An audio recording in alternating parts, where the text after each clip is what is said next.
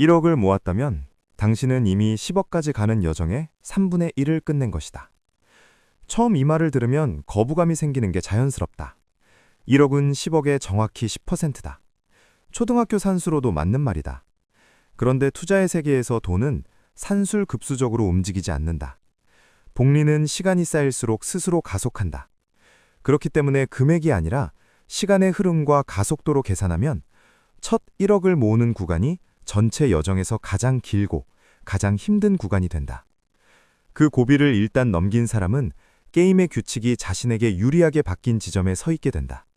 그것이 33%라는 숫자의 의미다. 지금 통장 잔고가 얼마든 상관없다. 오늘 이 글이 전하고자 하는 핵심은 하나다. 부자가 되는 길은 특별한 재능이나 타이밍의 문제가 아니라 복리의 수학을 이해하고 그것을 믿으며 꾸준히 실행하는 문제다. 유튜브를 켜면 부동산으로 수억을 번 사람, 주식으로 대박난 사람 이야기가 넘쳐난다. 그러나 그 화면 뒤에서 조용히 인덱스 펀드에 자동이체를 걸어놓고 사는 사람들이야말로 수십 년 후 진짜 웃는 사람들이다. 투자를 아직 시작하지 않은 사람에게는 오늘이 가장 빠른 날이고 이미 시작한 사람에게는 지금 이 순간이 가장 중요한 순간이다. 복리는 직선이 아닌 곡선이다. 대부분의 사람들은 저축과 투자를 선형적으로 상상한다. 1000만원 모으는데 1년 걸렸으면 1억 모으는데 10년, 10억 모으는데 100년이 걸릴 것이라고 본능적으로 계산한다.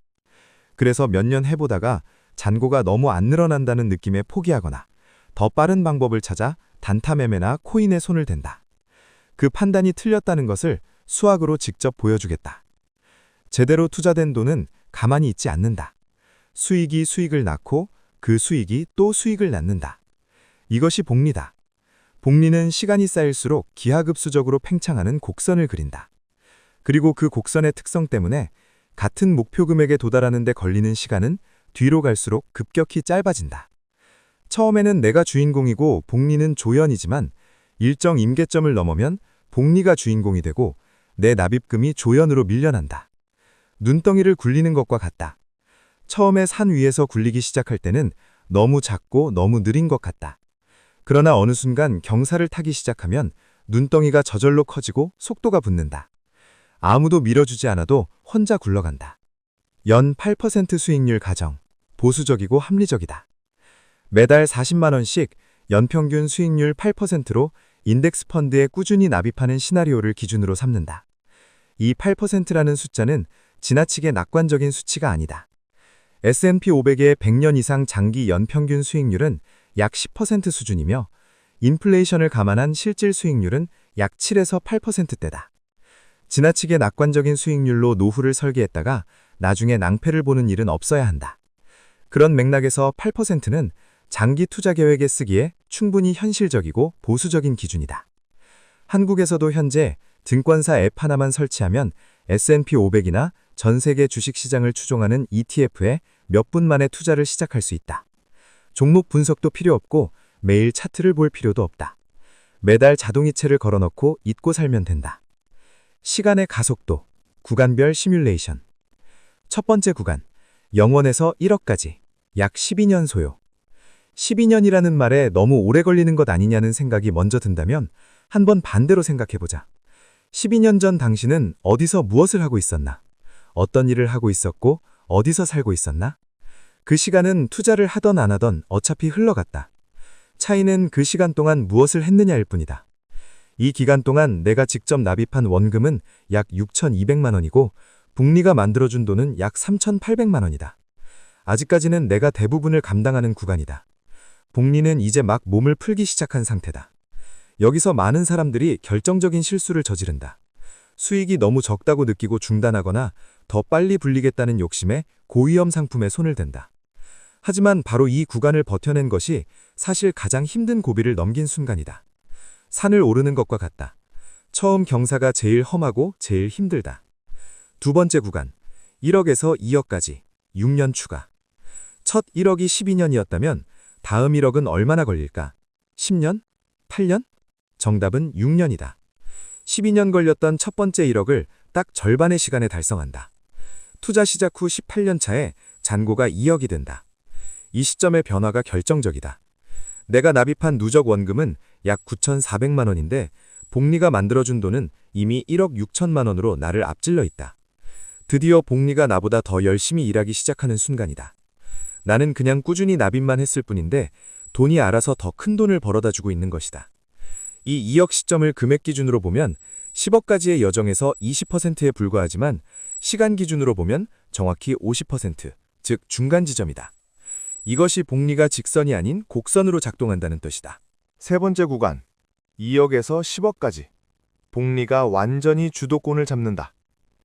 이제부터는 복리가 진짜 주인공이다. 나는 여전히 매달 40만 원씩 넣고 있지만 이 납입금의 역할은 점점 조연으로 바뀐다. 주인공은 이미 수억 원이 된 계좌 잔고 그 자체다. 잔고가 커질수록 같은 8% 수익률이 만들어내는 실제 금액이 전혀 달라진다. 잔고가 3억이면 연수익이 2,400만 원, 5억이면 4천만 원, 8억이면 6,400만 원이다. 내가 매달 납입하는 40만 원, 연간으로 합쳐봐야 480만 원은 이 수치들 앞에서 점점 작아진다. 이렇게 꾸준히 이어가면 36년 차에 잔고가 10억을 넘는다. 이 10억 중 내가 직접 넣은 돈은 약 1억 8천만 원, 전체의 18%다. 나머지 82%, 8억 이상의 돈은 전부 복리가 만들어준 것이다. 이 시점에서 투자 수익만으로 매년 약 8천만 원이 생긴다. 출근을 안 해도, 아무것도 안 해도, 자는 동안에도. 45년 차가 되면 잔고는 20억을 넘고 매년 수익만 1억 6천만 원 이상이 나온다. 돈이 평범한 직장인 연봉보다 훨씬 많은 돈을 매년 혼자 벌고 있는 상태다.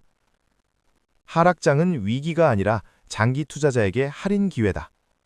투자를 시작하면 반드시 계좌가 20-30%, 심한 경우 반토막 나는 경험을 하게 된다. 그 공포는 실제다.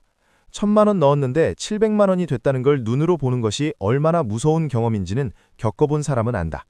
그러나 냉철하게 따져보면 매달 정액을 납입하는 장기 투자자에게 하락장은 같은 돈으로 더 많은 주식을 살 수 있는 세일 기간이다.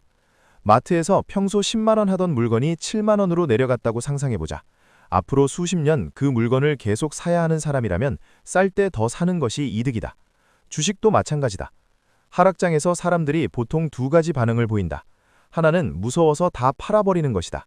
비쌀 때 사서 쌀 때 파는 투자의 정석과 완전히 반대되는 행동이다. 또 하나는 납입을 중단하고 시장이 안정되면 다시 시작해야지 하고 기다리다가 이미 많이 오른 다음에 뛰어드는 것이다. 결국 싸게 살 기회를 전부 놓치는 셈이다. 2008년 금융위기, 2020년 코로나 폭락 때, 2022년 금리 인상 충격 때 모두 같은 패턴이 반복됐다. 공포에 팔고 나간 사람들은 이후 반등을 놓쳤고 납입을 멈추지 않은 사람들은 저점에서 쌓아둔 수량 덕분에 그 반등을 고스란히 챙겼다. 역사는 반복적으로 같은 교훈을 준다. 미래를 100% 장담할 수는 없지만 인류가 계속 혁신하고 생산성을 높이는 한 시장은 장기적으로 우상향해 왔다는 사실은 지난 수십 년 데이터가 증명한다. 지출 구조 점검. 40만 원은 희생이 아니라 재편이다. 매달 40만 원이 어디 있어요? 카드값 내고 나면 남는 게 없는데요. 이 말은 현실이다. 그러나 대부분의 경우 문제는 수입이 아니라 지출 구조에 있다.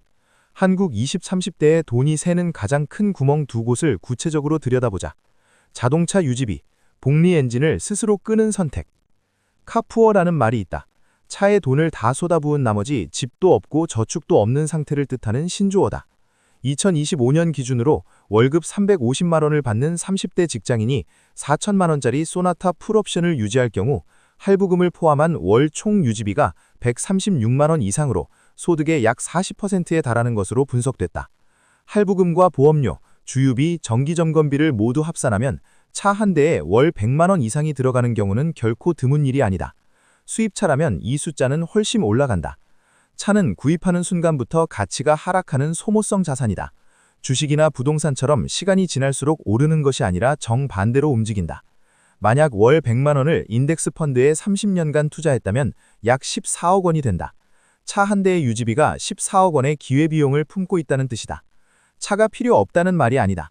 대중교통이 불편한 지역도 있고 직업상 꼭 필요한 분들도 있다.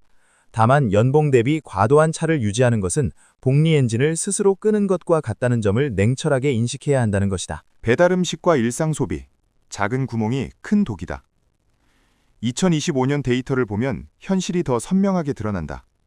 2025년 3월 기준 배달앱 결제자 수는 2,351만 명이며 1인당 평균 결제 금액은 97,059원으로 거의 10만 원에 육박했다. 특히 30대의 월 평균 배달앱 지출은 10만 1,491원으로 전 연령대 중 가장 많았다. 배달앱에만 한 달 10만 원이 나간다. 여기에 카페 커피, 편의점 간식, 사용하지 않는 구독 서비스, 충동 구매까지 더하면 작은 지출들의 합산이 한 달에 50만 원을 훌쩍 넘기기도 한다. 각각의 소비는 너무 작아서 체감이 없다. 배달비 3,000원, 커피 한 잔 6,000원, 구독료 1만 원. 하나하나로는 아무것도 아닌 것 같지만 한 달치를 전부 더하면 이야기가 완전히 달라진다. 배달을 주 5회에서 주 3회로 줄이면 한 달에 약 10만 원이 남는다. 안 쓰는 구독 서비스 하나를 해지하면 1, 2만 원이 생긴다. 완전히 안 쓰고 살라는 말이 아니다. 다만 조금만 의식적으로 들여다보면 대부분의 사람들이 한 달에 30에서 50만 원의 여유를 찾아낼 수 있다. 우리가 목표로 하는 40만 원은 대단한 희생이 아니라 지출 구조의 작은 재편에서 나오는 숫자다. 마음의 변화. 투자는 지식이 아니라 습관이다. 투자를 처음 시작하면 희생처럼 느껴진다. 쓸 수 있는 돈을 못 쓰는 것 같은 느낌이다. 친구들이 신차로 바꾸고 해외여행을 갈 때 나는 계속 인덱스 펀드에 넣는 것이 바보같이 느껴지기도 한다. 그런데 어느 순간 계좌잔고가 눈에 띄게 늘기 시작하면 그 성장이 진짜 재밌어지기 시작한다. 연말 상여금을 받으면 예전에는 어디다 쓸까 고민했지만 이제는 자연스럽게 계좌에 넣고 싶어진다. 월급이 오르면 오른 만큼 더 투자하고 부업 수입이 생기면 그것도 투자에 쓰게 된다. 복리 수익이 눈에 보이기 시작하면 그 성장을 더 키우고 싶은 마음이 생긴다. 이 마음의 변화 자체가 부를 쌓는 사람과 그렇지 않은 사람을 가르는 또 하나의 핵심 차이다. 반대로 이 과정을 중간에 망가뜨리는 유혹도 언제나 존재한다. 지금 사면 10배가 된다는 코인 컨텐츠, 단기간에 수십 배 벌었다는 무용담, 화려한 수익률을 약속하는 금융상품들. 이런 유혹들은 지금 이 순간에도 넘쳐난다. 그 유혹을 이기고 지루한 꾸준함을 선택한 사람이 결국 이기는 게임이다. 투자에서 가장 성공한 전략은 대부분 가장 단순하고 가장 재미없는 전략이다. 매달 자동이체를 걸어놓고 잊고 사는 것. 떨어질 때 팔지 않고 오히려 사는 것. 그것이 전부다. 마무리. 꼭 40만 원이 아니어도 된다. 10만 원도 좋고 5만 원도 좋고 당장 1만 원이라도 괜찮다. 완벽한 금액을 기다리다가 시작을 미루는 것이 가장 비싼 실수다. 복리에서 시간은 그 자체가 자원이다. 오늘 하루가 쌓이고 쌓여 수년 후의 잔고를 결정한다. 여유가 생기면 나중에 금액을 올리면 된다. 처음부터 완벽할 필요는 없다. 중요한 것은 완벽한 금액이 아니라 시작하는 것, 그리고 안 멈추는 것이다. 투자는 지식만으로 되는 게 아니다. 복리의 원리를 이해하는 것은 시작에 불과하다. 진짜 어려운 것은 이것을 아는 채로 하락장에서 버티는 것이다. 친구들이 코인으로 단기에 수익을 냈다는 소식이 들려올 때도 흔들리지 않는 것. 유혹에 넘어가지 않고 그 마음의 싸움을 수십 년간 이겨내는 것이 투자의 본질이다. 그러나 가능하다. 그 싸움을 이겨낸 수많은 사람들이 이미 증명했다. 그들이 특별히 의지력이 강해서가 아니다. 복리의 수학을 이해하고 믿고 꾸준히 실행했을 뿐이다. 오늘 이 내용을 정리하면 이렇다. 1억은 10억의 10%가 아니다. 시간의 가속도와 복리의 곡선으로 보면 10억까지 여정의 33%다. 첫 1억이 가장 힘들고 가장 오래 걸리는 구간이다. 복리 엔진이 완전히 달아오기 전 내 두 발로 언덕을 오르는 구간이다. 그 구간을 지나면 복리가 나 대신 일하기 시작한다. 점점 빠르게, 점점 크게. 그리고 마지막에는 내가 평생 벌어도 못 모을 금액을 복리가 대신 만들어준다. 36년 뒤는 둘 중 하나다. 복리가 수억을 만들어주는 걸 보면서 그때의 자신에게 감사하는 사람, 아니면 그때 시작했더라면 하고 후회하는 사람. 어떤 사람이 되고 싶은지는 지금 이 순간의 선택에 달려있다. 영상이 도움이 되셨다면 구독과 좋아요 부탁드립니다. 여러분의 작은 응원이 더 좋은 컨텐츠를 만드는 힘이 됩니다.